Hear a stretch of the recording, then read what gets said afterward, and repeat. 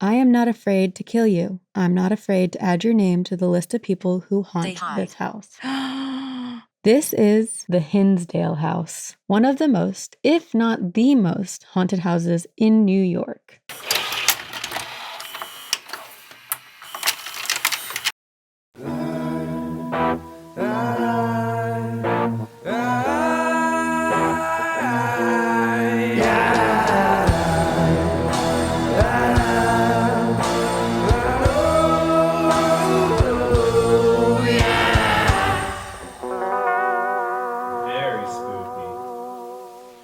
Hello, all phantoms. It's the Lorax, specifically Ashby, it's the mom, and Salad Fingers. Hello, fellas. Would you like to come inside? Hey, what's up, everyone? This is Two Girls, One Ghost. Two girls, one ghost. Dangerous. And GhostTube just said dangerous. Yeah, we're dangerous. We are playing a dangerous game today. It's called talking about something really, really terrifying in costume. I can't even focus because I just so regret not doing exactly what I should have done in the moment, which was when you said, would you like to come inside? I missed my opportunity to say, your mom. Oh, man. Ashby This would be is why so we can't be Ashby. disappointed in you. I know. We decided to dress up as pop culture icons. Ashby and Salad Fingers. Ashby has the Lorax. It's a double pop culture reference. And I'm finally understanding when you posted on your social media weeks ago and said, does anyone have any guesses for my costume? Or like why you needed to buy teeth. I understand. Yeah, let's give a little close up. Ooh, creepy. So, hi, everyone. This is a really spooky episode where we invited a haunted object into the room with us. Mm-hmm. And I chose this one because when we did the episode where we introduced all the haunted objects that we're including in this month of October, I felt like this had a very grandmotherly, protective, angel, no demons vibe. Mm. So either it will protect us or it will be like, you sinful bitches. Right. Like, why the fuck did you bring me out for this? Yeah. So we're going to set intentions real quick. We will be discussing a very demonic, very scary place that I've been putting off for years. And we do not invite anything in. We're purely discussing for educational purposes because we are smart, intelligent women with one brain cell shared between the two of us. You only need one. And we do not invite any negative energy into our lives. We are surrounded by love, by light, by positivity, and by Ashby. Praise Ashby. Praise Ashby. Should you, entity, in the little cat figurine that our listener so kindly gifted us, would like to communicate with us, you may do so by communicating through GhostTube. You can speak words through it. And if things get real heated, maybe we'll bring out some other equipment. We'll see. We'll see what happens. Yeah. What takes over you? And what takes over us? Well, today I am going to be covering, and bear with me as I try to read through this mask. Luckily, this is one of those topics that just feels like I'll be able to reiterate it so easily. It's in your mind. It's crazy. Stained forever. I also love your one human pinky finger coming through. So shit. Oh, sorry. Hide it. It's so dainty and beautiful. Compared to my long salad fingers. We want to see the pinky, just the tip. Ooh. Just to see how it feels. Honestly, you are channeling Ashby so well. All you have to do is the tongue. I have to commit to the bit. I might not do the accent because I'm not very good at it. You were really good at it. Oh, thanks. Give yourself some credit. This is a very scary episode.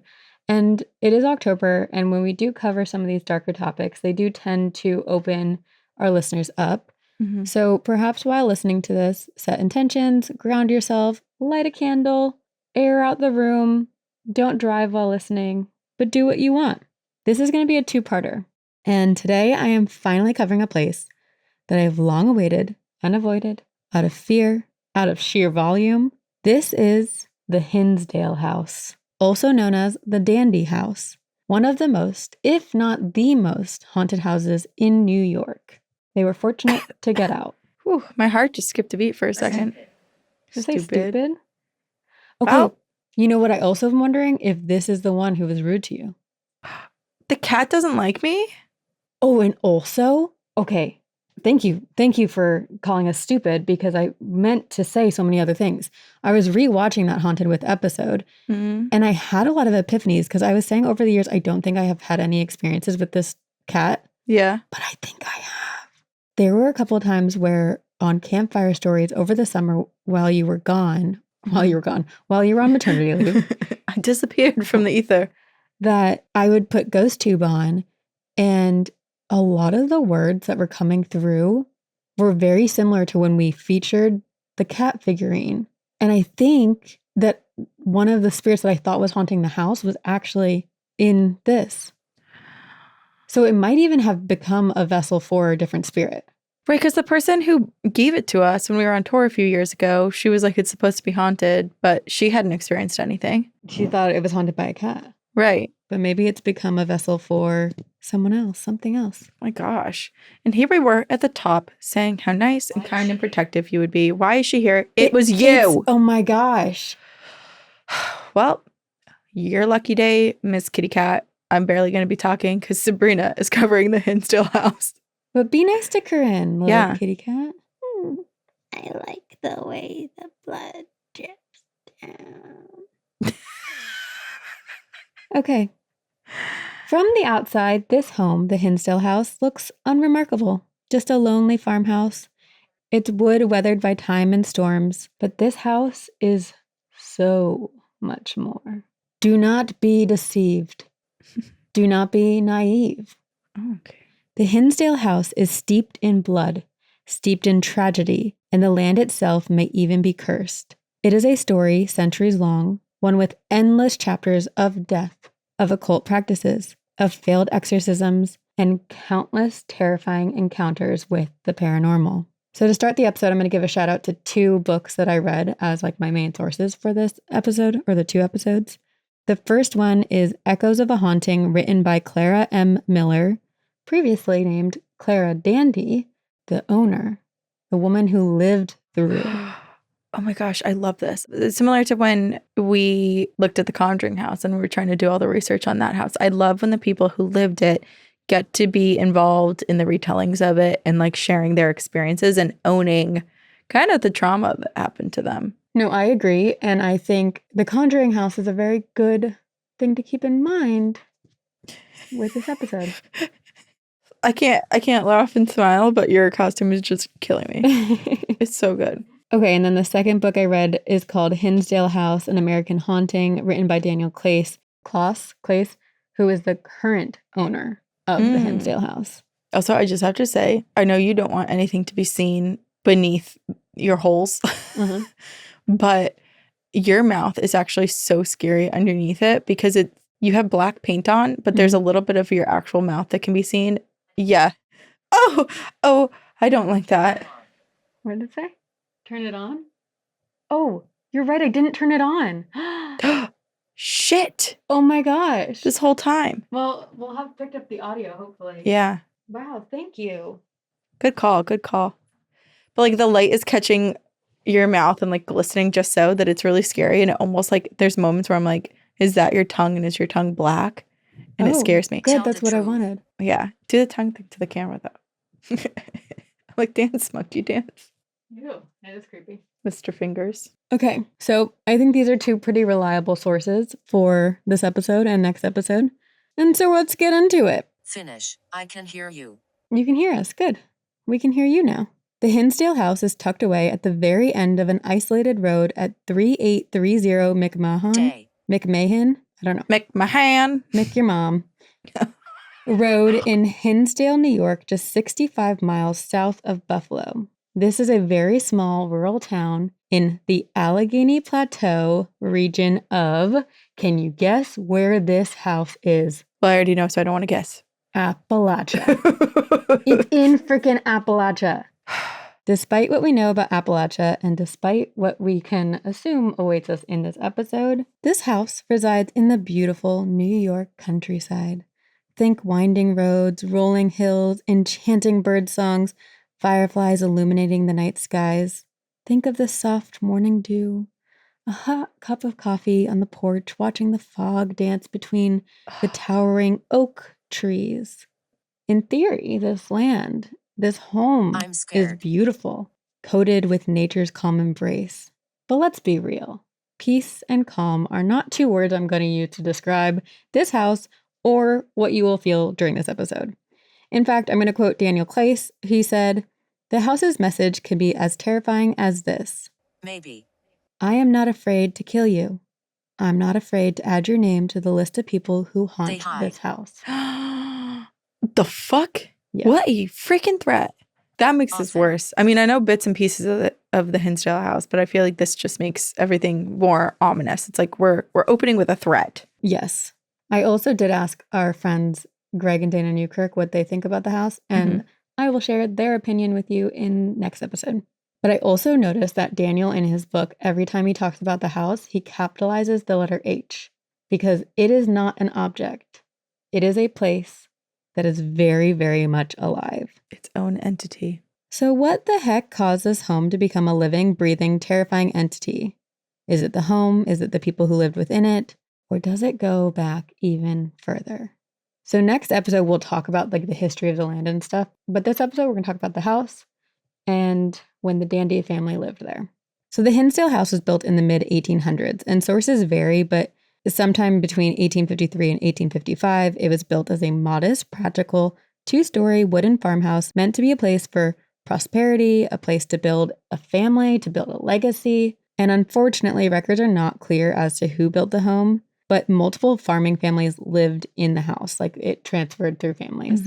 But many people didn't stay for long. Some had to leave due to financial hardship, others due to illness or unexplained misfortune. It is said that many owners or tenants of the home fell victim to illnesses, tuberculosis, pneumonia, random farming accidents.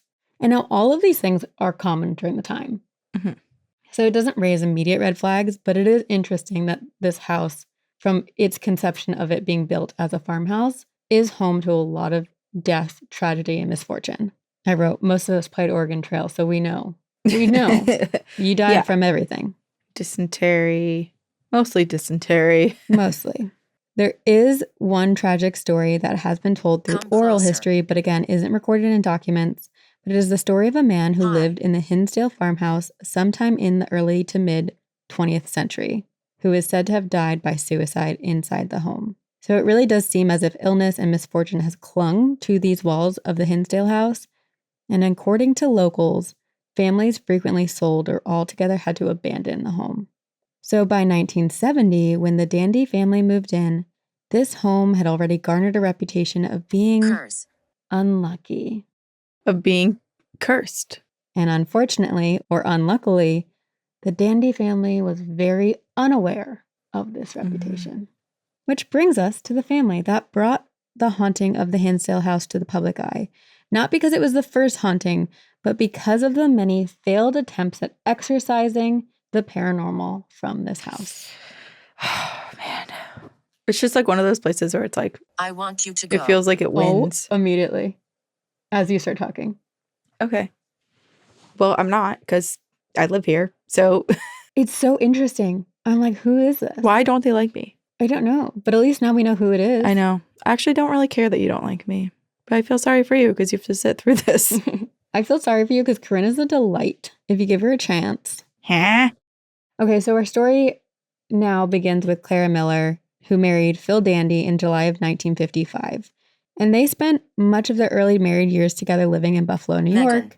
In 1956, they gave birth to their first child, a son named Mike. Beth was then born in 1957. Laura was born in 1960. And Mary was born in 1962. They were busy. That's like 4 kids in 5 years. It's more than that. It's like 8 years, but still. Then they were screwing. I'm so bad at the accent. I need my microphone. I actually am so glad that this is who you chose to be because I feel like this is comedic relief throughout the episode. Sadly, and this is a content warning for loss of child, they had a 5th child, a daughter named Christina Michelle, who was born in 1963, but sadly only lived a couple of days. Oh, that's really tough. So they were the average American family, busy with work and kids, and Of course, Clara has written her book with hindsight, so she sees things a bit differently now, but at the time, Clara Sure. felt like her and her husband Phil were drifting apart. Hmm. And in 1967, she wanted to reconnect with him. They were both really What busy with happened to work. me? Van. And so she Lord. suggested that they go on a vacation in the countryside and leave Buffalo for a long weekend or a week and just go spend some time in nature, In the trees. in the trees. And this trip is what sparked everything, the chain of events that we're about to lay out. Although Clara herself is like, maybe I was always destined to be in this house. Oh, she was summoned. And it didn't matter what happened, she would have ended up there anyway. It's difficult. It is difficult to talk in this mask, you're right.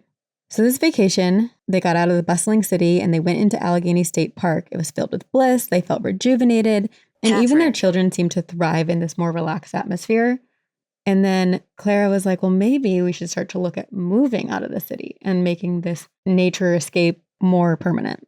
So the next fall in 1968, the Dandy family began to search for their own countryside cabin.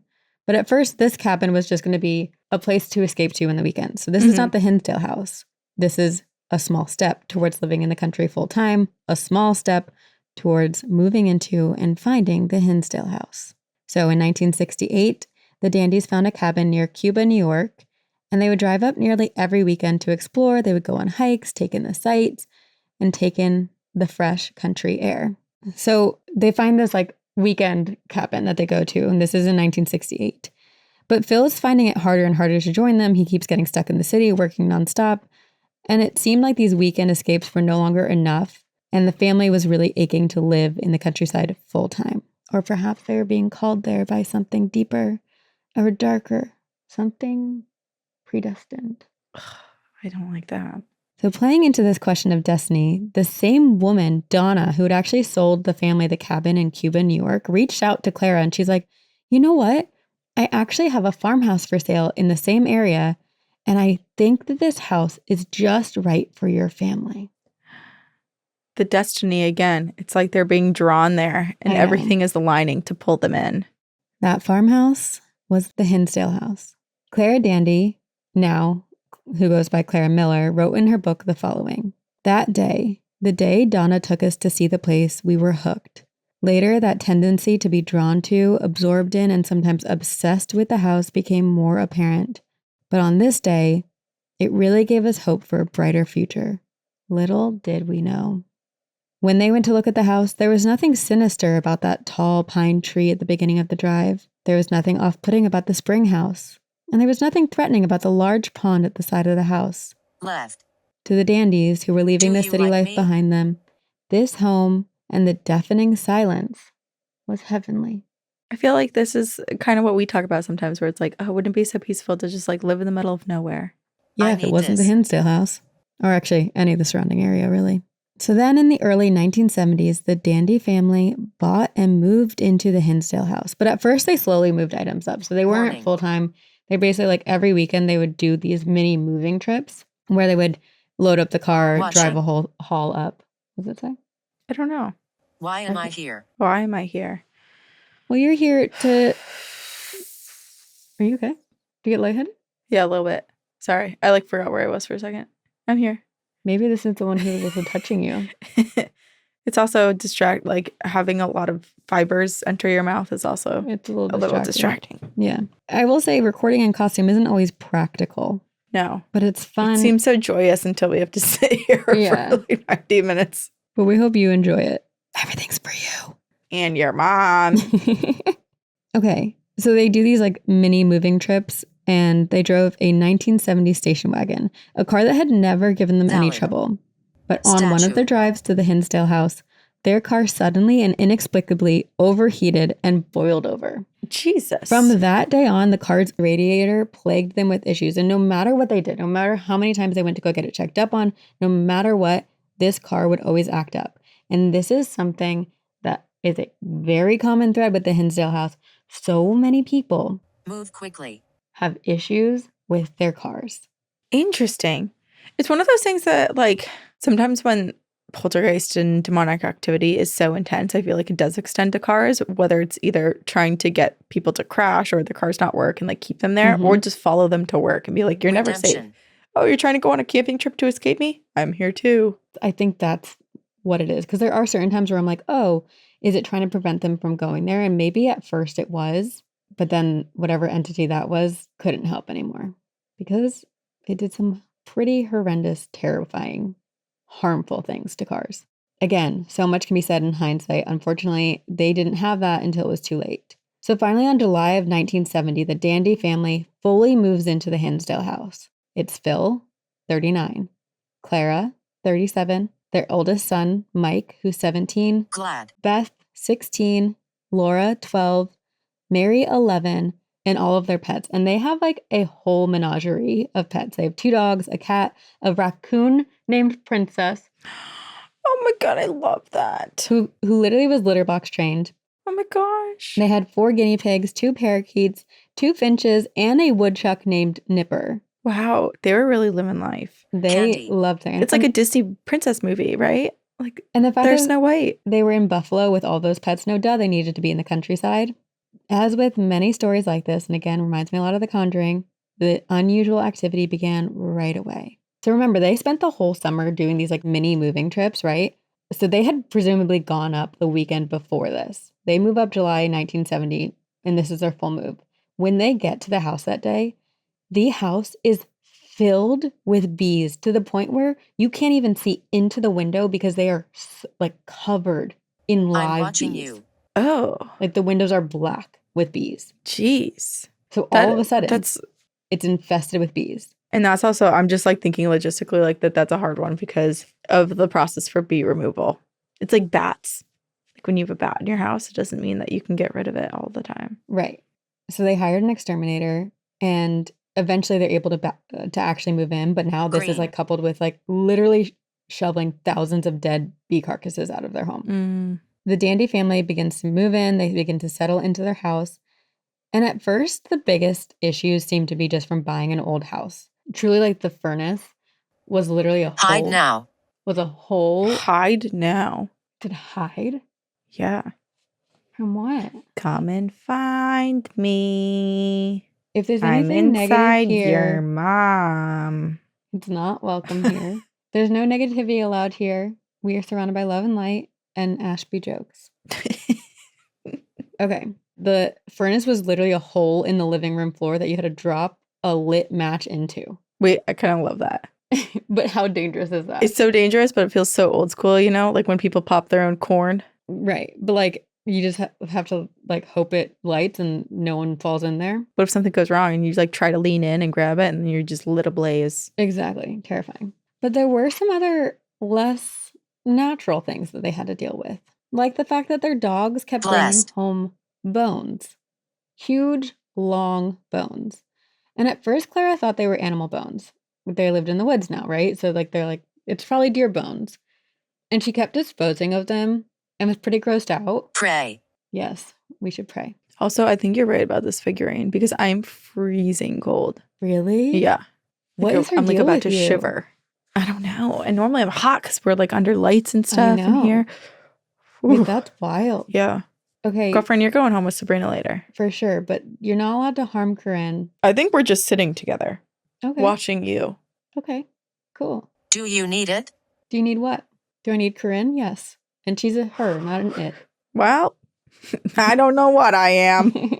I'm the Lorax. I speak for the trees. Well, coming from the trees are human bones brought in by the dogs. We'll learn later that those were not animal bones. And then there were the ghosts. So the Dandies met the neighbors who had kids of Why similar are ages. you asking? And the neighbors told them that there was a ghost that walked down the road. And now the Dandies thought that all the neighbors were joking until the eldest Dandy kid, Mike, saw the ghost himself. After this encounter, Clara became curious, and the neighbor's daughter, Pat, was terrified of this ghost, claiming it was a shadow man that was darker than dark. So Clara looks up what this term is, shadow man, and all references keep connecting it to Satan. But of course, she doesn't think much of it because this is the first time she's dealt with anything paranormal. It's also outside, James. down the road, so it's not going to bother them, right? But more and more alarming incidents started to begin. Like the day that Beth and the neighbor Pat came running into the house hysterical because they told Clara that the man was watching them from the hill. The doll. What about the doll? Actually, there is a doll story here. Oh. It's coming up later. And it's a pretty scary story. But again, Clara doesn't think much about it. There's other pressing stuff. And so for the first couple of months, Clara's commuting 150 miles a day. She's driving to Buffalo in the city for work and then coming back at night. And then through various reasons, she ends up quitting her job and becoming a stay-at-home mom in November of 1970. And that first winter is absolute hell, not just out of the paranormal sort, but out of the freezing cold winter sort. From February until April, their water lines were frozen. They got snowed in to the point that even the snowplow got stuck. Ooh. And they also had to they could only take baths once a week. It was like old timey. Yeah. Because they couldn't get hot water. Like their house is old timey and then everything about their experience is becoming old timey. Exactly. And then one night during this winter icy storm, Clara is startled to see an object in the sky. This object is moving at high speed but entirely silent. So she calls out to the kids who all run and join her. All 5 of them watch a round, large craft with lighted windows hover above them for a few minutes before suddenly veering and disappearing to the north. Does it remind you of the Conjuring House? Yeah. This is the first of many UFO encounters, although Clara, even in her book now many years later, she refuses to call them UFOs. She also refuses to call the house haunted because she doesn't really know what to call them. Mm-hmm. The kids see Radio. similar crafts hovering over the house or in the nearby sky for the years that follow. And one night in the summer of 1971, when Phil is out of town, Clara woke up to a sound. When she opened her eyes, she was shocked to see the entire room suddenly get flooded by a fluorescent light. Her son Michael yells from downstairs from his bedroom, "Mom, do you see this? The whole house is lit up." And he says, "I think it's right outside my window." There is. It is outside the window. It is. A few days later, Claire finds that there's a report in the paper of a flying saucer seen in the area that same night that Mike and her woke up to the fluorescent light. It's so bizarre. It makes me wonder so much about, same with the Conjuring House, the connection between aliens, UFOs, and these, really, really intense Paranormal hauntings. Yeah. I don't know. Is it ley lines? Are aliens ghosts? We don't know. Or are ghosts aliens? But so now I'm going to list off some really horrifying things that happened to the family. And on their own, many of these instances are easy to write off, but all together it paints a much darker image, one that implies something was trying to harm the family, that something didn't want them there or was punishing them for being there. And Clara recalls that in the 4 years that they lived there, they had an insane number of injuries, car accidents, and incidents that are beyond the normal, kids getting hurt. Mm. So Ground. almost immediately upon moving in, Mary falls off her bike and had to get multiple stitches. Later, Laura fell off her bike and got staph infection in her foot. Mike spilled boiling water on himself, burning his stomach. Clara broke her finger while changing a window. Mike truly cut down to a tendon in his hand while trying to put flowers in a vase. Oh my God. Phil cut his thumb to the bone while trying to push the car out of the snow. Beth broke her arm in the gym. Mike broke his toe playing basketball. Laura broke her foot working out. Clara's mother and father had 3 car accidents while driving home after leaving the Dandy's Hinsdale house. Clara got in a car accident in 1971. Mike nearly died in a car accident on October 21st, 1973. 5 weeks after Mike nearly dies, Beth's boyfriend has a car accident and nearly dies. In 1974, the Dandy family had 4 car accidents in the span of 2 weeks. And all of them are freak accidents, like the wheel suddenly jamming or other cars out of nowhere coming and veering them off the road. Additionally, very tragically, the family pets kept dying in freak accidents. And Clara recalled that prior to moving the Hinsdale house, their pets almost always only died of old age. Mm-hmm. But since moving into the house in 1970, they lost countless pets. This is so horrific. Everyone's being seriously injured, Yeah. and then the animals are dying. 3 pets died within a 2-week span. All of them had been living in Mary's bedroom. Oh my God. Always. So Mary's room, keep this in mind, 3 pets died within 2 weeks. They all had been living in Mary's room. Are you recording? We are recording. We are. I am like, I'm getting, it's so weird. Last time we Revolting. recorded literally nothing. And we've recorded all of our Halloween encounters between here. Yeah. My head is pounding. It's My this. eyes hurt. I don't know what My entity mouth this is dry now. Like, I've been afflicted. If you're the listener who gave us this haunted object, what did you give us? Ow. I can't believe it didn't. Well, maybe it did hurt me. It makes no sense. It It makes does no make no sense. I'm lovable. Very. We can't stay. You don't have to stay. We're going to go home after this. Okay, so when the vet, on the third pet who dies from Mary's room, the vet is like, maybe you should keep your pets out of Mary's room. Not long after Blessed. that, did the dandies realize that no one should be in Mary's Oh room my gosh. at all. So from 1970 to 1974, the family had countless accidents. And over these 4 years, the family went from pretty happy to completely financially drained. And over the 4 years, everything got worse and worse. Looking back, Clara sees that something didn't like Mad. him being in that house. But it was easy at the time to write things off or to try to rationalize them. And despite the horrors I'm about to share with you, apparently the time in the house wasn't bad.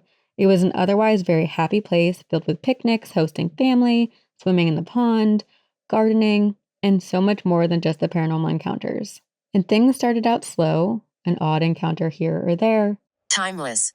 but by 1973, things really took a turn. I fell. Okay, so we're going to start with some of the smaller things, and then we're going to build up to 1973 where everything changed. So one time in 1971, Clara came home to find her children scared, terrified.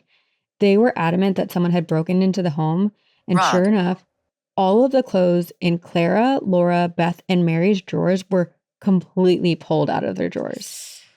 Mary's record player had been hurled across their room, Oh my gosh. and their usually very protective dog was terrified, like cowering in the corner. Oh, And poor it was baby. only the girls' rooms. Only the Yeah. girls' rooms, only the girls' clothes. Oh, weird. How many kids did they have again? 5? 4. 4. Mike, 4 and 5 years. Laura, Beth, Mary. One stormy night in the winter of 1972, Clara drove to go pick up Mike and Beth from the Lady. hop, the school dance. And on the drive home, it is a very stormy night. They're watching as sheets of lightning illuminate the really dark sky. And they're driving up towards their house when the lightning strikes and it illuminates something terrifying. That really big Hospital. tree at the edge of the road. And they see what looks like a silhouette hanging from the tree branch. Oh. And they hear the sounds of it swinging. Terrified, Oh my gosh. Clara I want to slams talk. on her brakes, thinking someone actually is truly hanging from the tree. Yeah. But as this is a paranormal episode, no one was there. Terrified and a little shaken, they keep driving. But as they drive past the tree, they keep hearing the sound of something creaking back and forth. The hauntings surrounding this tree do become very commonplace. They would hear singing or chanting clear as day coming from the tree. They also heard a creepy, monotonous male voice muttering a prayer. And at first it started out as this joke, like, oh, the spirits are having a concert up on the hill. But it grew much more chilling, much more menacing. And looking back, they realized there was nothing fun or playful about it. With these accumulating occurrences, the kids asked Prisoner. Prisoner? You're not being kept here. You also don't have to stay in this if you don't want to. You can't stay at Corinne's, but... Well, yeah, let's give that piece of advice once you're out of the house. Yeah. We'll have a conversation later. You guys can chat later. Yeah. So with all of these occurrences happening, the kids are like, oh, we have ghosts. And they ask if they can use a Ouija board to find out what's haunting the home. It was just a playful request. And Clara was like, it's just a Ouija board. That's just a game, right? So one night when Clara's out of the house, the kids pull out the Ouija board. They set it up in the living room where Clara had kept a vigil light burning in front of a statue of Mary pretty much ever since they started having paranormal encounters at the house. The kids are using the Ouija board in front of this burning light and statue. And they ask, what is going on in this house? Ceremony. It's like a ceremony. And they ask, what is going on in this house? Immediately, the planchette flies out from under their hands. And as the planchette is flying across the room, the candle that was lit lifts up off of the vigil stand and flies across towards them, landing in front of their feet. Wrong. And extinguishing. Just It's there's what we no want. there's what no happened to me. What happened to you? I Well, don't if know. you're the spirit attached to the figurine, at some point you passed and you found this cat Yeah. figurine, and now Now you're here. you're here. Where are we? We're in Corinne's house recording the podcast. But it's so strange because it's like, it doesn't feel like there's any ramp up period. It's just horrifying, horrible experiences from the get-go. Well, there is a ramp up period because these are all like really small things that are happening from like 1971 to 1973. And then 1973 things, like you think it's crazy right now. Yeah, I do. It gets insane in 1973. Oh my God. The candle flies, it extinguishes, it's at their feet, and the kids are terrified and they're like, let's not do this anymore. And then I don't know who had the idea. You know, I think it's like kids playing. But Beth had this doll that she felt like was always watching her and threatening her. So one of False. the kids suggests that they get rid Please of the go. doll. They decide Press. to hang the doll. It Why smells. Frick would they do that? And as they're doing it, the energy shifts, and each one of them felt as if the doll was staring at them, judging them, plotting something dark. So How like, is this their way of getting rid of the doll? this is Like, what I'm this saying. is so disturbing. I almost don't even feel like it was their idea. I think something like put that idea in their head, given the fact that when we talk about the history of this land Yeah. and how many people were supposedly hanged from the tree, like it does feel like it's echoing the history. So as they're doing this, it starts to like threaten them. It feels really, really scary. So they cut the doll down and they throw her in a closet and lock the door. They're terrified. Beth the next day asks Clara to please give that doll away. And again, I think Clara was like, oh, you know what? It's fine. I don't think that bad energy is that bad. You know, she's like, oh, my kid's just scared of this doll. So what does Clara do? She gives this doll to a neighbor, to a mom Don't named leave Grace me. and the daughter named Susan. And apparently, the very first night that the doll spent with Susan, every single bed in the home, so they're sleeping, this doll has just come home to them. Every member of this house wakes up to their beds shaking and rocking at the same time. But not an earthquake. It's not an earthquake. Susan knew it was something with that doll. Like she just instinctively was like, this doll is scary. So she puts it in the trash bin the next morning. But unfortunately, she watched as the trash was being picked up. The garbage man saw the doll and literally took it out of the garbage bin and put it into the like front of the truck, meaning he was going to give it to someone else. Oh, no. Museum. Wait, why didn't she run out and Rob. say, hey, hey, hey? Definitely.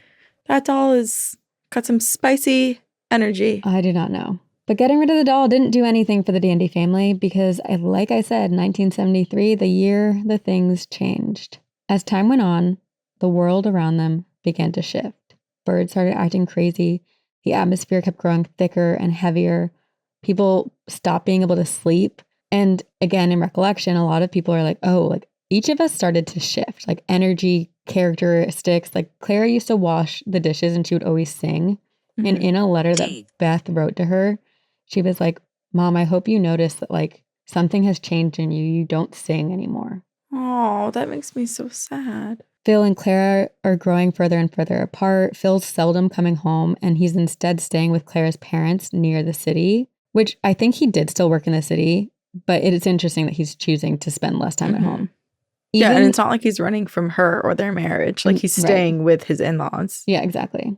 And Clara claims that Phil's presence in the home actually made the paranormal activity worse. So it's like when Phil wasn't there, paranormal activity was still present, but it was not as bad. Then in July of 1973, things took a much darker turn, like I said. Individual occurrences could probably take up 4 full episodes, but I'm going to share the larger ones, and then you can read the books if you want. So at this point, both Phil and Mike is the oldest son and Phil's the husband, are hesitant to really believe that whatever is happening in the house is paranormal. But 1973 changed everything. We have the singing and hanging bodies by the old tree. Then looking outside, they start to see eyes in the tree lines, watching them. There was a ghost boy of around 16 years old who multiple people saw. He would often walk towards the pond and then disappear. People would see this boy at the exact same time, and he would appear the same. Planchette. Mm-hmm. But the boy would have like different clothing. So like if you and I saw the boy at the same time, I might see him wearing like jeans and a t-shirt, and you might see him wearing like, Oh, that's strange. Because I was thinking Yeah. like, did he drown or something? And that's why he's just like repeating his trip to the pond over and over and over again. But if he's changing outfits, it feels like some sort of manipulation or projection. right, it's weird. From the very beginning, Mary, and specifically her bedroom, seemed to be the hotspot of activity. And by 1973, Mary hardly slept in her room at all, if even at the house. Like she started spending more and more time in Buffalo with Clara's parents.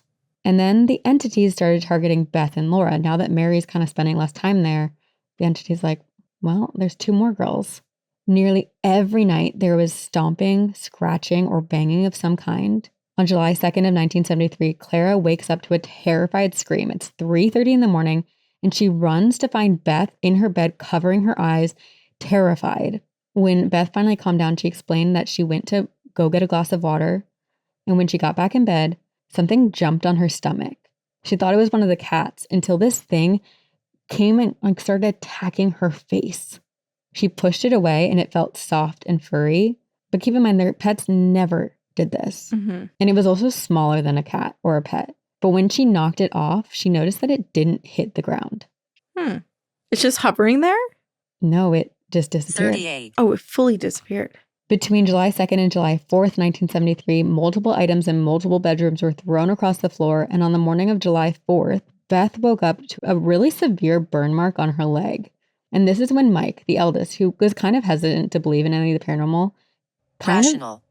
of gasps because he sees the burn mark and he's like, I had a burn mark like that last week, Assuredly. but I didn't tell anyone. It looked the exact same. Oh my God. So now Mike is having a hard time ignoring that there's something paranormal happening. And he wants answers. So he suggests to his mom, to Clara, that they go to the town historian. So the next day, he, Beth, and Clara all go to the historian to try to find out what happened in their home. And this becomes like the long journey of trying to understand the history of this house. I don't think they found a ton, but it was more of like a request to figure out stuff. So the town historian was like, on it, I'll figure stuff out. That night, they return home and they're sitting in the living room watching TV. It's Mike, Beth, and Clara. When Mike points to something across the room and he's like, what's that? And they all turn to look and they had like a wall with portraits of the family. In Mary's, keep in mind, Mary's the one whose room was like the most haunted to the point where she's most of the time living with the grandparents now in Buffalo. Yeah. In Mary's communion photo, More. they I can see hear you. a clear plastic letter opener is in the photo, What? making it look like Mary had been stabbed.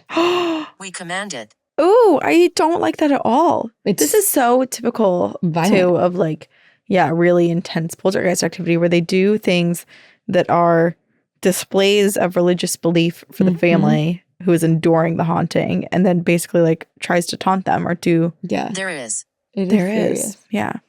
Clara had over the years kind of reached out to people to bless the house and do things, but she never really found anyone who could do it. So now it's July 4th or something, and she realizes that they have a family reunion coming up on July 8th, and there's actually a cousin of hers who is a priest. So she calls her mom and she's like, hey, Mom, can you like ask Father Bob, our cousin, if he would be down to bless the house? And Clara's mom was like, ask him at the reunion. So at the picnic, she confides in her cousin, Father Bob. And he's like, I'll do what I can, Van. but I recommend you find someone who does that sort of thing. Okay.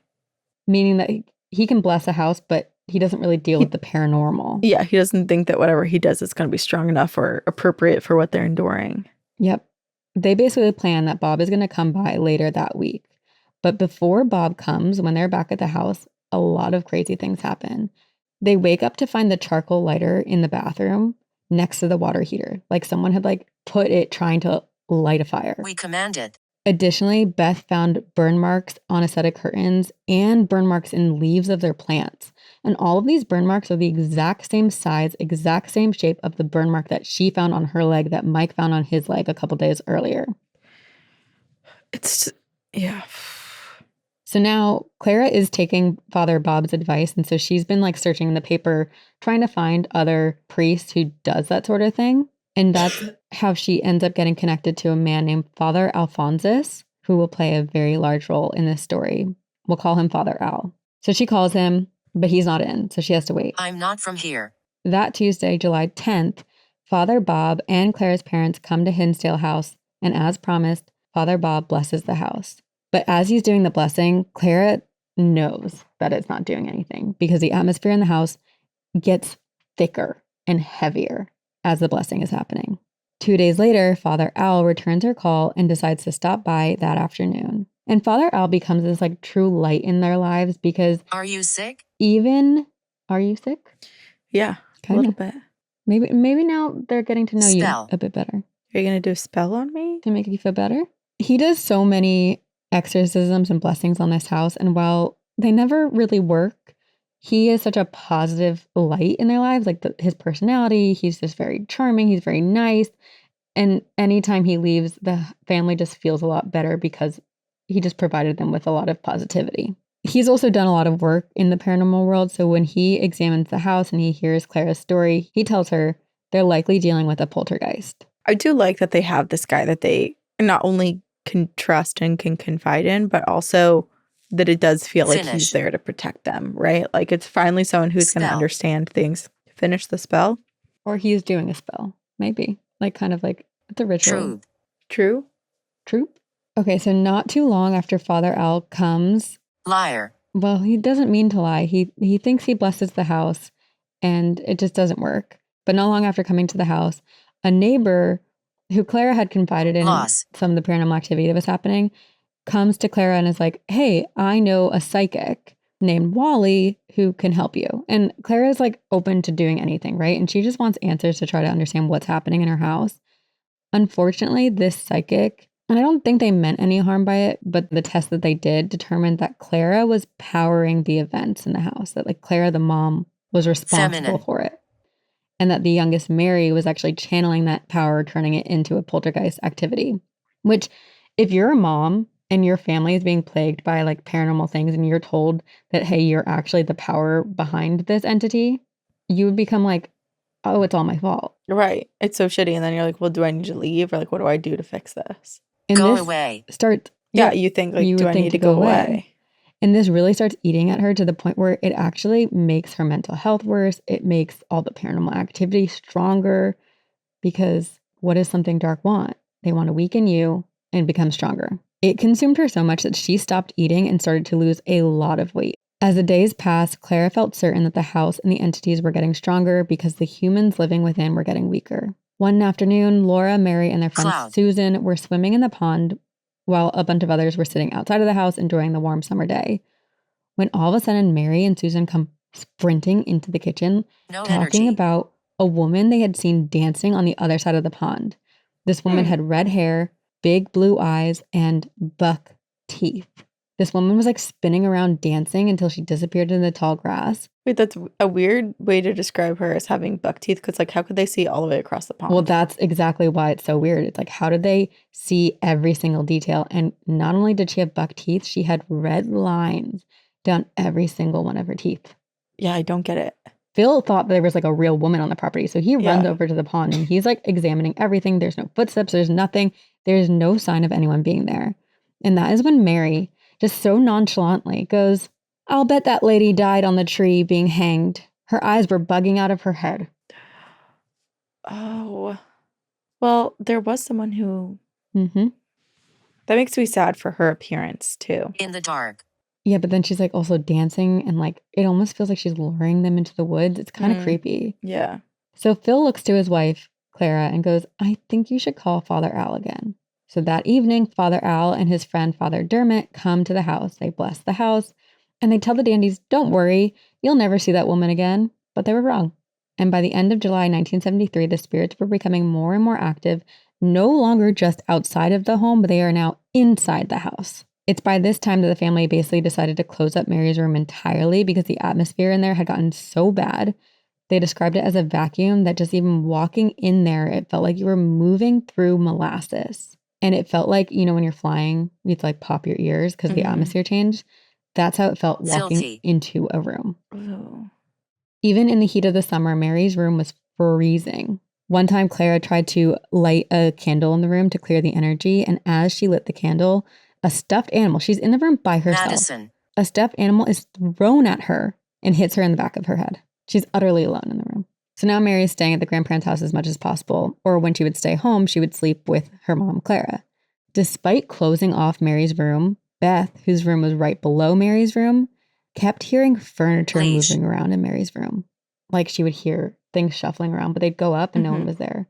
There was one time they heard what sounded like someone like getting into bed in Mary's room. And they went up there and they saw the compression. Mm-hmm. Oh, it's just so wild too, because it's like they're all experiencing stuff, but they're experiencing things together, and also just like the amount of time it takes like to hear someone and then walk upstairs and then see. Yep. To see it. Yeah. On August 5th, 1973, Phil was overcome by dread so bad that he decided he was not going to go to work because he's like, something bad is going to happen. I can't remember. And then they got a call from friends. And this is really sad. They called to tell Phil and Clara that their daughter Laura had been making some really serious accusations, accusing every male of molesting her. So Phil and Clara take this very, very seriously and are incredibly concerned because if this is true, that's horrible, right? Mm-hmm. But they ask Laura about it, and as Laura is responding, she does not sound like herself. She starts talking in this like old-timey, very formal fashion, and her eyes almost look like they don't belong to her. But they want to get Laura help, right? Because they want to figure out if this is true, what's going on. And when they do talk to someone, people are like, maybe you should try having her live with your grandparents for a little bit of time. Like maybe there's like something happening in her life she needs to change. It seems like everyone's kind of fleeing to the grandparents. Yes. They decide to send Laura to go stay with the grandparents. But Laura literally says, this is really, really scary. Like everyone starts to believe that something's possessing her. And when people express concern and they're trying to like care for Laura goes, it's okay. I know I'm going to die young and it doesn't matter because I've seen everything anyway. Well, I don't like that at all. And then it also just reminds me of like the Warrens come up a lot in investigations like this. But like when they categorized the steps and stages of poltergeist activity, like the fourth one being death, it's like, yeah, whatever has taken over her is already like, yeah, that's the end goal and that's what's going to happen. It's very sad.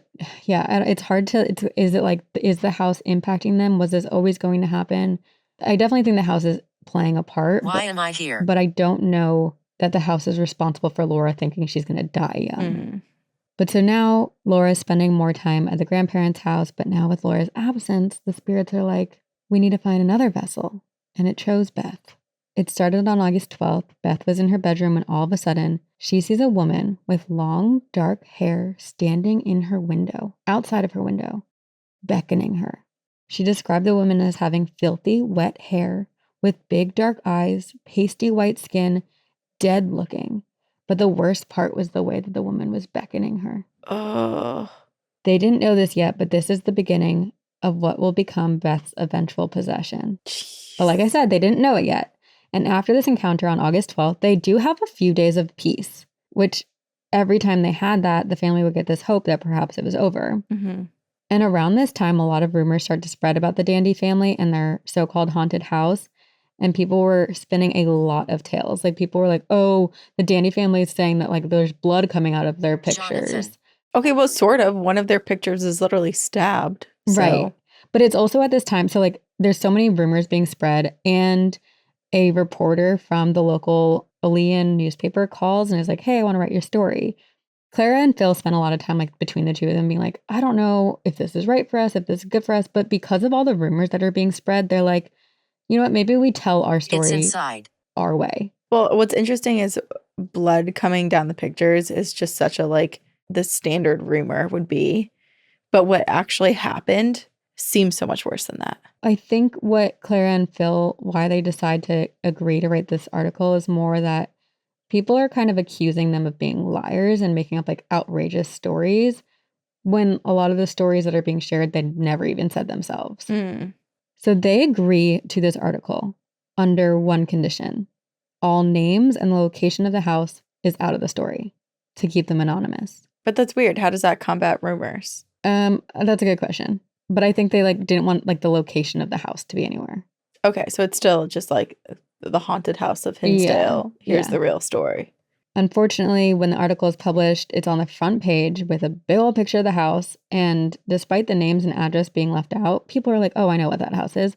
And people start camping outside of the house from all over the country. Like I think someone from Canada even drove down. Oh, that's wild. See, this is why so many of those haunted places or just like historical landmarks have either a ton of security or they end up not letting people go in because people vandalize it. Well, yeah, so now like everyone's harassing the family and there are people like parking outside of the house and they're either saying, you guys are liars, ghosts aren't real, or it's people wanting to Lights. see the ghosts. Also, if you are driving all the way there or camping out and spending your time and energy to tell someone the ghosts are not real, like either you fully believe in ghosts or you need to really get other hobbies and look at yourself and seriously, like, what are you doing? But it gets so bad that they end up having to call the state troopers. And this is wild because the state trooper who knocks on the door to talk to the Dandy family and like figure out what's going on used to grow up in this area. And his brother died not far from the house in a really like tragic accident. And the description of his brother matches the 16-year-old boy spirit like identically.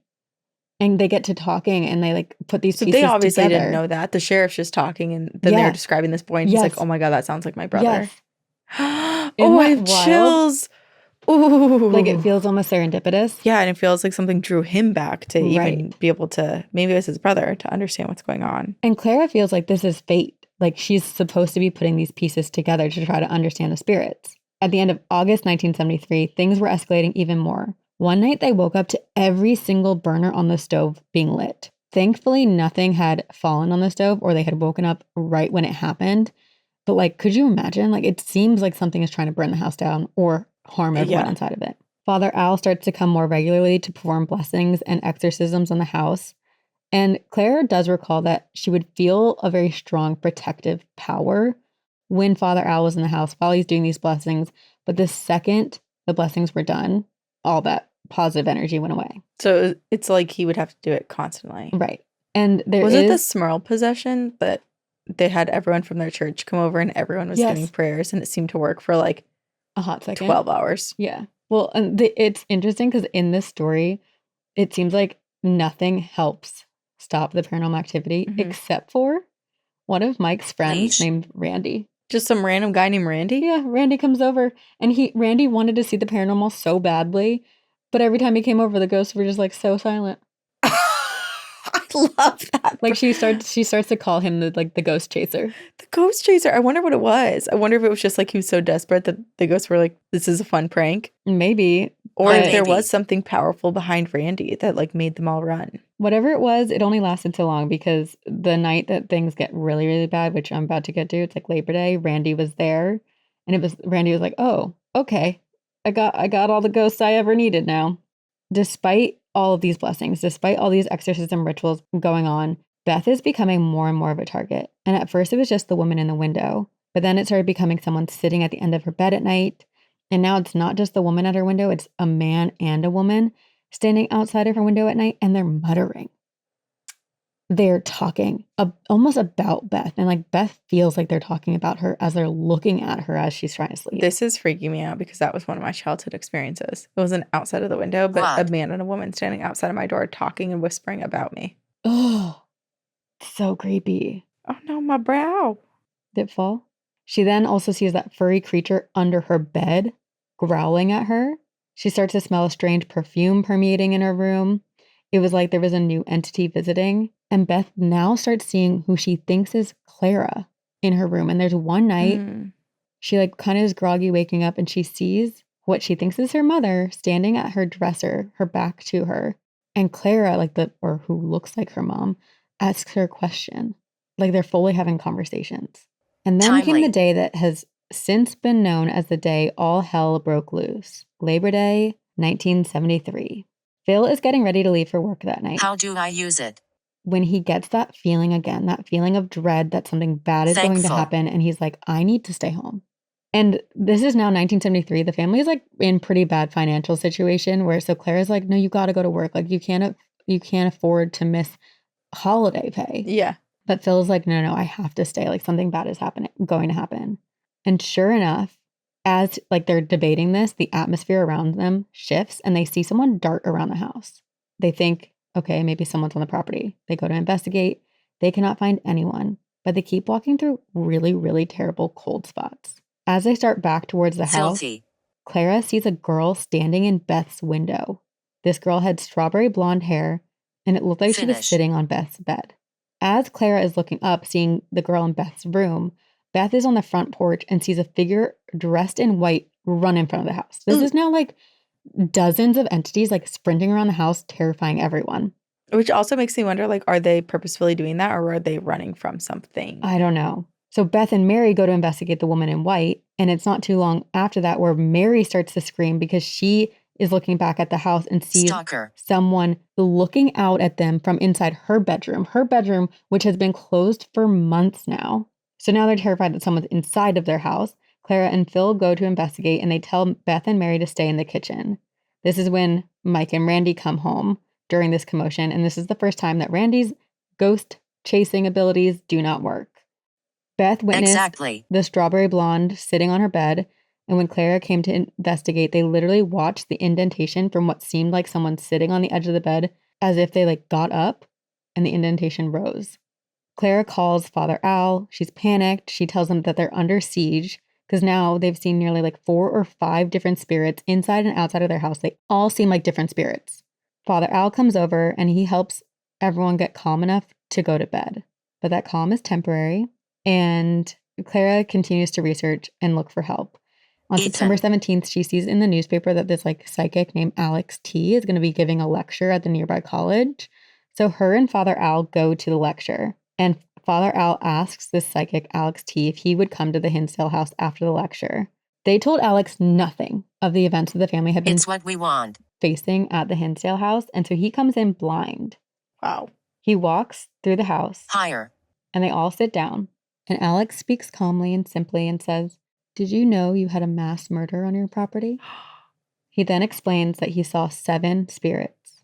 A man who had been stabbed, a woman who had been hanged, another woman who was drowned, a man who was beaten to death, and a young girl that Alex described as having strawberry blonde hair who was attacked, sexually violated, beaten, and tortured to death. And remember, Laura, their daughter, was saying that she had been assaulted. Oh my God. Wait, I'm also confused. Were all these people killed by the same person? When it's like a mass murder, it makes me think it's all at once. That's something that is very unclear. Because it's like different MOs for every single. It does. I think mass murder might be the wrong term, but maybe mass amount of murders. Multiple murders have happened, yeah. He claimed that all of these bodies or all of these murders happened some 100 years ago, and he had a sense that their burial sites had unknowingly been disturbed recently. And this is also wild because, again, Alex knows nothing of this house. He's blind coming in. He claims that these bodies had been buried beneath some barn of some kind.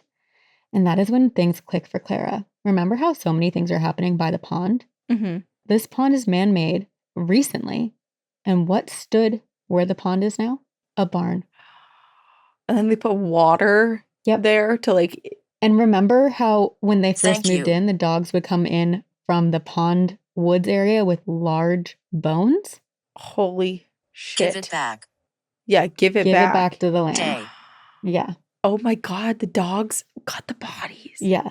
Oh my gosh. And it's just so incredible that this guy knew nothing and he was able to identify some of the spirits specifically and then like basically where things are happening, why they're happening. Right. Man, that guy's powerful. And he's identifying like how all these spirits do look. I told him. You told him? Maybe. Were you with Alex T? So Alex knew none of this coming in. He then goes on to say that he saw another spirit, a woman who was about 90 years old who had recently died but used to live in the house. So like didn't die in the house but recently died and now was back at the house. And that she was unrelated to the murders, but she knew what happened and wanted to tell someone. The way that he described this elderly woman lined up with the woman who had lived in the house right before the Dandies and sure enough had died 1 month prior to Alex's visit. I wish that this guy came in the beginning. It's like they're getting all their answers, but after years of torment. And right, and like, what do answers even do? That's true. Well, I guess if you have the answer, it's like, you know, the bones and bodies were disrupted, and so you can try to find some way to return them. Yeah, but blessed. As we'll see, nothing works. Even getting blessed doesn't work. So we like you. Oh, I like you too. Very different responses you get than I do.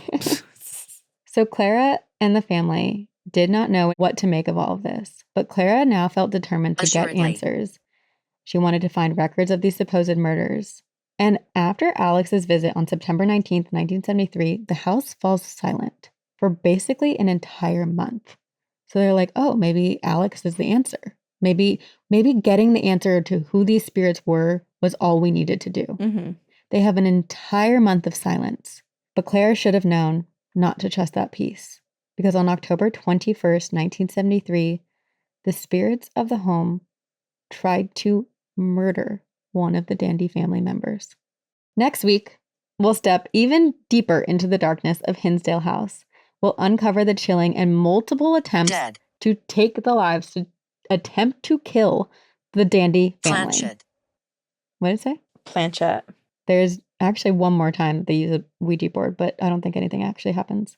We'll talk about how something inside the walls of the Hinsdale house seemed intent on erasing them one by one. We will talk about the desperate exorcisms, each one more frantic than the last, every ritual failing as the house refused to let go. And we will witness how this place didn't just haunt the Dandies, it tore them apart. Because the story of the Hinsdale house is not finished, not by a long shot. In part 2, we will confront what lingers there today and why some people believe the horrors are far from over. Oh my God. Like that was all just set up. Cliffhanger. That is wild. Like that feels like this should be the end. The fact that that is the setup. That's Leave the now. setup. Leave now? Leave now. Run to the grandparents' house. Oh my gosh. I had no idea. I mean, people talk about the Hinsdale house. It's inspired movies, right? Like we get emails and stuff, but like, Jesus Christ, I didn't know. And just wait until next episode. Just how bad it is. That is so scary. Next episode is a lot of car accidents and a lot of How did you feel researching that, given that you have had fear of dying in a car? Leave now. I actually felt fine, and believe it or not, I couldn't sleep. So this past weekend I was doing this research, right? And I was reading the books, and I woke up on Saturday night at 3 a.m. and I couldn't sleep. And I just was like, I have so much to do on my to-do list. Like, I'm just going to keep reading Clara Miller's book. And I spent from 3 a.m. to 6 a.m. reading about the near possessions. That is so spooky of you. I know, yes. Maybe something has possessed you to be able to do that. Salad fingers. Salad fingers. I do have puppets for my fingers, but I don't know that I can put them on. Do you want me to try to put them on you? I got one that's a cow. You want to put the cow on? Yeah. Hello. For both this episode and next episode, I have stories from and about the Hinsdale's house. Because you can go visit it. Greetings, ghostly girls. My name is Lindsay. You can use my name. I've been listening to your podcast for a couple of years now and finally have a story to write about. This is the first time I'm writing into a podcast, so hopefully it sounds okay. My encounter story is about the night that my husband and I, along with some of his friends, investigated the Hinsdale house in Hinsdale, New York. Damn. I'm not sure if you guys have covered this. I like you, but I don't. Do you like us? Do you like them, Corinne? Do I Why like am them? I here? We're leaving soon. Don't worry. Okay. Okay, I'm not sure if you guys have covered this location at all. There's definitely some crazy activity going on here. So now to the investigation. My husband and I have started doing paranormal investigations, and when we can, we live stream them on his streaming platform to his followers on Kick. We have 2 REM pods, digital voice recorders, night vision cameras, cat balls, flashlights, EMF detectors, and a spirit box. All the things. Our best evidence was captured with the REM pods and spirit box doing the Estes method and with the flashlights. Cool. We started in the living room, just trying to see if there was anyone with us and seeing how they wanted to interact with us. They especially liked when one of the girls that was with us started dancing and the REM pod started going off like crazy, which was quite comical. Wait, that's so fun. My husband, this reminds me of when someone had the like SLS tech at one of our live shows, and it showed like a spirit in the paint me like one of your French girls. Oh, that was so good. Pose right in front of us. Yeah. My husband was the first to go under the Estes method, and immediately we got the name David. We started to figure out that we were talking to one of the brothers that built the home. The night started out pretty calm, but eventually we got increasingly more aggressive interactions with the Estes method. When another person in the group went under, they were getting words like, "Shut the fuck up." And at one point, it seemed like they were directly saying it to me. Oh, no. As she was slightly turning her head towards me when she would talk. Unfortunate. Oh, that's so creepy. Throughout the investigation, we also had the NecroTalker app on our phone, and we kept getting names of women, which was really unsettling. We also got a lot of words related to soldiers, war, and Native Americans as well. We had men come through on the spirit box talking about losing limbs, being shot, etc. Our best evidence came when we went upstairs and we had our hour-long session with flashlights. We were talking to a woman who we suspected may have been murdered by David. We learned that there were multiple spirits here, a woman that had been killed, and that they wanted to leave. But David would not let them leave. Oh, interesting. In my research, I didn't hear a single thing about a man named David. It sounds like this is the family that like built the house. Yeah. So damn. Maybe he came back to try to be like, get it together, everyone. Yeah. We all felt so emotional during this conversation, and some of us had tears coming to our eyes. And while we were upstairs, we had left the REM pod in front of the basement door, and the basement was said to be the creepiest spot in the house. What happened to me? Absolutely. When we went down there, we didn't sense anything. However, while we were upstairs, we did keep hearing that REM pod down in the basement go off.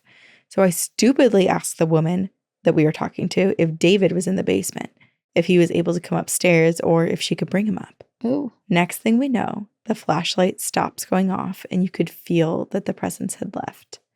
Then you hear the REM pod at the basement door go off again. And then all of a sudden, we get this wave of heat coming over us. They brought David upstairs? Yeah. No. I asked if anyone else suddenly felt hot, and everyone did. Now, this home has no heat or AC, so it's impossible for the temperature to change that fast. We noticed a shift in the energy, and the answers we started getting on the flashlights were a lot more negative now. We basically were told to leave. My husband asked if we were talking to David now, and it said yes. After several more questions, we discovered that David wanted my husband for reasons we couldn't figure out. Maybe he wanted power. Maybe he wanted him to help him. Car. Maybe he wanted him to help him get out of there. Car. Oh, was he driving? Did your husband drive there? Which there's a lot of car accidents and stuff. Are you okay? I don't know. My husband is very sensitive, and he's been told that he is a beacon for spirits, like a light that they see and they're attracted to. He's always experienced heightened activity when he goes to haunted locations. Fast. And has even attracted some passing spirits to our home when we have these random occurrences. Where but did they're you on come and off. from? Damn. Anyway, David wanted my husband, and I was not having any of that. I'm not sleeping next to a man that has a murderous ghost next to him. Yeah, no, probably not. We made sure to cleanse ourselves when we left, and luckily no one had any lasting effects. Thanks, love you girls, Lindsay. Damn. And they sent a link to their actual investigation if anyone wants to. Oh, like a YouTube video? Watch it. Okay, let me tell you what the channel is so we can see. That's another thing about this topic is you can watch so many investigations of the Hinsdale House because it is one of those places that so many people have visited and done investigations at. Okay. Her husband's channel's name is Cosmote06. Perfect. If anyone wants to watch the like full on if you can't get enough of the Hinsdale House between this episode and next week, go consume all of the investigations you can because dang, there's a lot that awaits us. Many attempted murders, as it sounds like. Yes. It is scary. What happens to Beth, I will say, is what scares me the most. Ooh, okay. So we'll see you next week. Booches. I tried to change it up. Bitches. And we will be in different costumes, but we hope you enjoyed these ones. If you have any encounters or experiences from the Hinsdale House, please email them to us at twogirlsoneghostpodcast@gmail.com. Email us any paranormal encounters you have. Join us on Patreon, where we have episodes 1 week early and ad-free, plus bonus episodes. I can hear you. You can't hear me? Can. Oh, okay, good. Great. That's the point. And next week, we're announcing something special on Patreon. We've got a new tier launching and even more awesome bonus content. So stay tuned. Check that out. Join us on Patreon. Thank you, Jamie, for editing and producing our podcast. Thank you, Emma, for doing so many other things for our podcast. For being our brain when we have only one cell. And thank you to all of you. We love you. We love and you. We will see you on the other side. I like it when the blood drips down. So does your mom.